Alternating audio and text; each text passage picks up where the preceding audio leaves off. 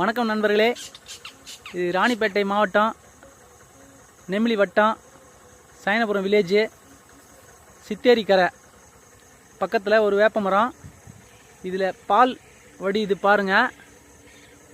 இது ஒரு அதிசயமாக தான் இருக்குது எங்களுக்கு. பாருங்கள், வீடியோ எடுத்து போடுறோம் பாருங்கள். இப்போ இன்னும் க்ளோஸாக காமிக்கிறேன் பாருங்கள், எந்த அளவுக்கு வழிஞ்சு வருதுன்னு பாருங்கள். தெரியுதுங்களா? சைனபுரம் வில்லேஜ் சித்தேரிக்கரை ஓரம்.